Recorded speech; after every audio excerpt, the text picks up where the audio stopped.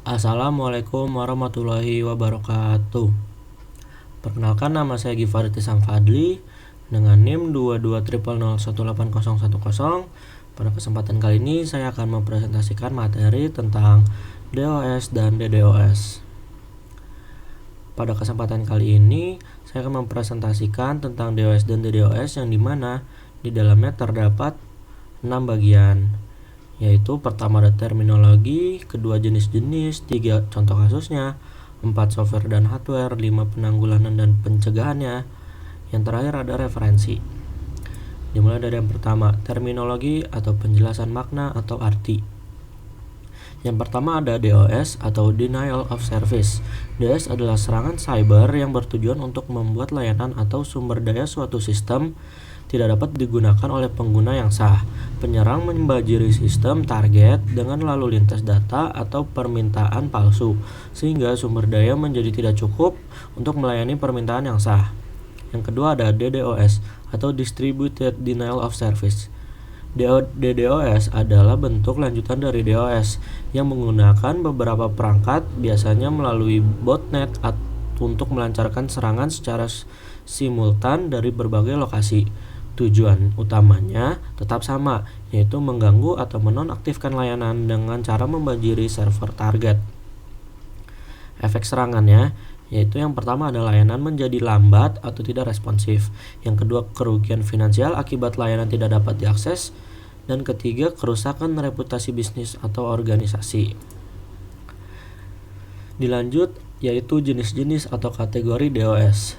Yang pertama, volumetric attacks atau serangan volume. Jenis serangan ini dirancang untuk membajiri target dengan lalu lintas data dalam jumlah besar sehingga kapasitas bandwidth jaringan atau sumber daya server habis. Serangan ini biasanya menggunakan protokol seperti UDP atau User Datagram Protocol atau ICMP atau Internet Control Message Protocol. Fokus utama volumetric attacks adalah menghabiskan bandwidth sehingga pengguna yang sah tidak dapat mengakses layanan target. Contohnya volumetric attacks itu ada UDP flood, ICMP flood, atau ping of death.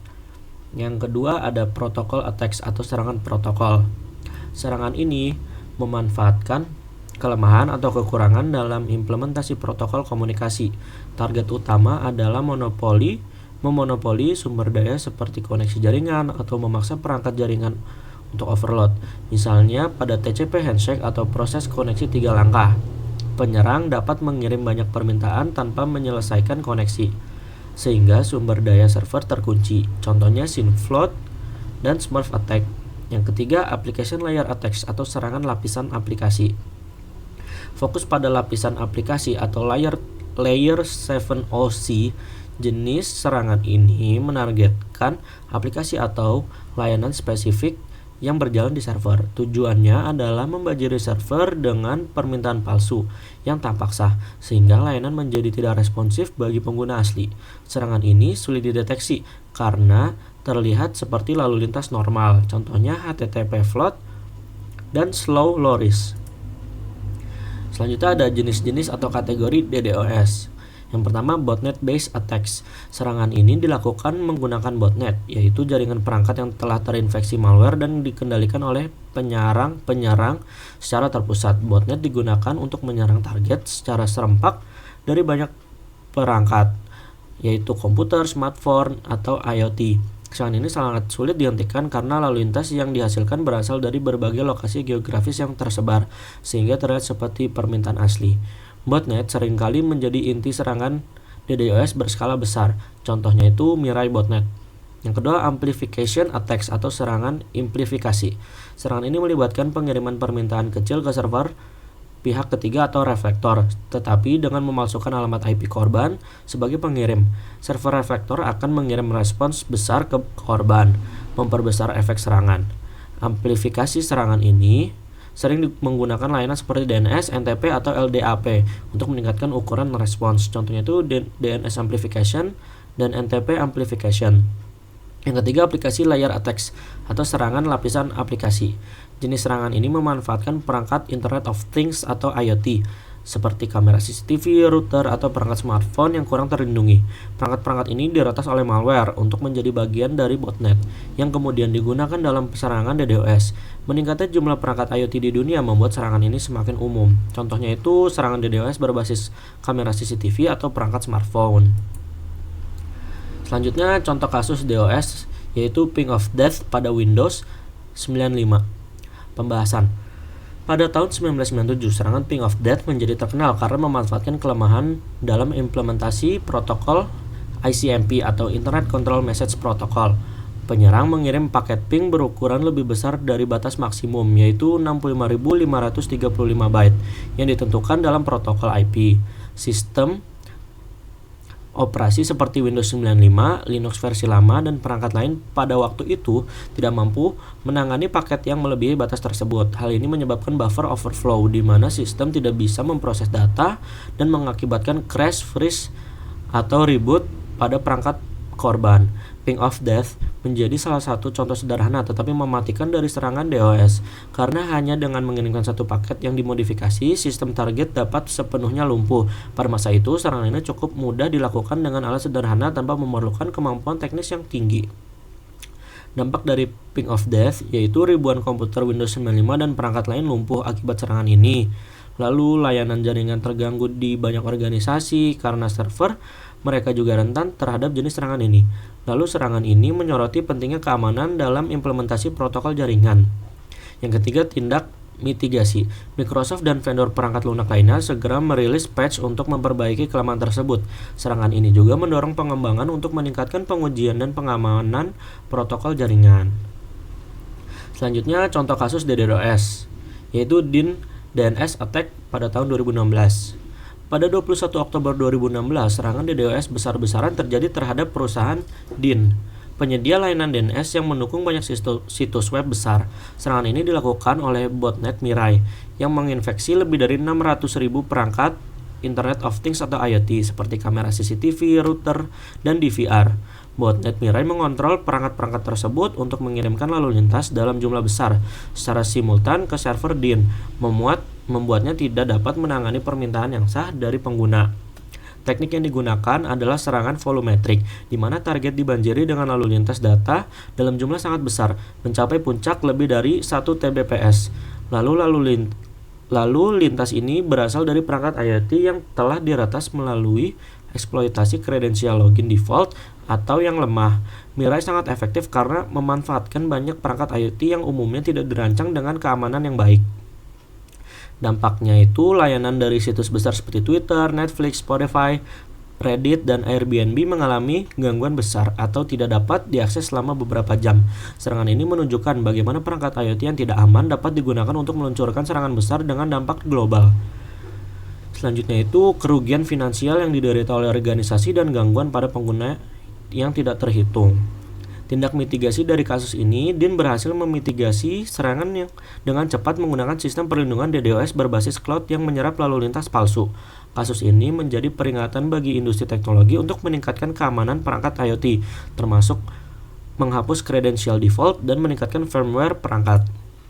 Selanjutnya, software yang digunakan dalam DOS dan DDoS.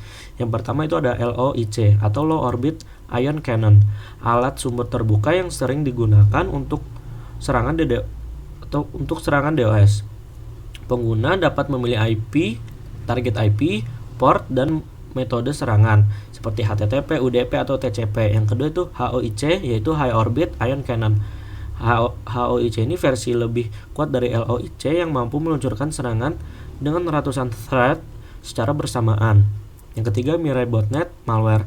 Malware yang menginfeksi perangkat IoT dengan kredensial default menjadikan bagian dari botnet, digunakan dalam serangan DDoS seperti DNS Attack 2016. Selanjutnya, hardware yang digunakan dalam DOS dan DDoS. Yang satu adalah perangkat IoT atau Internet of Things. Perangkat seperti kamera CCTV, router, atau printer yang terhubung ke internet sering menjadi sasaran malware seperti Mirai. Selanjutnya, server komputer.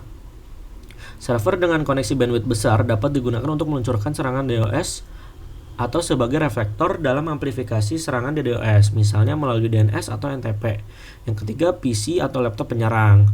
Penyerang sering memulai dengan penyerang sering memulai serangan dari komputer pribadi mereka untuk mengontrol botnet atau menguji kerentanan target. Selanjutnya, firewall atau router yang dikonfigurasi salah. Perangkat jaringan seperti router atau firewall yang tidak dikonfigurasi dengan benar dapat digunakan oleh penyerang untuk menyerang target lain atau menjadi reflektor serangan. Cara penanggulangan DOS dan DDoS itu pertama menggunakan firewall atau sistem anti-DDoS. Firewall modern atau perangkat anti-DDoS dapat memfilter lalu lintas berbahaya berdasarkan pola serangan. Contohnya, mereka dapat memblokir permintaan berulang dari satu IP atau memprioritaskan lalu lintas yang sah. Teknologi seperti Cloudflare atau AWS Shield menawarkan perlindungan DDoS yang komprehensif. Yang kedua itu rate limiting. Teknik ini membatasi jumlah permintaan yang dapat dibuat oleh satu IP dalam jangka waktu tertentu. Ini sangat efektif melawan serangan berbasis DOS sederhana. Yang ketiga itu load balancer. Load balancer mendistribusikan lalu lintas ke beberapa server sehingga mencegah satu server menjadi terlalu terbebani. Dalam kasus serangan, ini dapat membantu menjaga ketersediaan layanan. Lalu cara pencegahan DOS dan DDoS. Yang pertama, mengamankan perangkat IoT. Perangkat IoT seringkali menjadi titik lemah dalam serangan DDoS. Pencegahan dilakukan dengan memperbarui firmware secara teratur, menggunakan mengganti kata sandi default, dan menonaktifkan layanan yang tidak diperlukan. Yang kedua, pemantauan jaringan secara aktif. Menggunakan alat pemantauan seperti Wireshark atau Nagios dapat membantu mendeteksi lalu lintas mencurigakan sebelum menjadi masalah besar. Misalnya jika ada lonjakan mendadak dalam lalu lintas, administrator dapat segera mengambil tindakan. Yang ketiga, pengujian keamanan berkala. Melakukan pengujian penetrasi untuk mengidentifikasi kerentanan termasuk terhadap serangan DOS atau DDoS. Organisasi juga dapat menggunakan layanan simulasi serangan untuk menguji kesiapan mereka menghadapi serangan sebenarnya. Selanjutnya itu bagian referensi. Bagi ada yang mau cari-cari referensi, berikut referensi yang saya ambil atau saya kutip. Oke, kurang lebihnya mohon maaf. Sekian dari saya. Wassalamualaikum warahmatullahi wabarakatuh.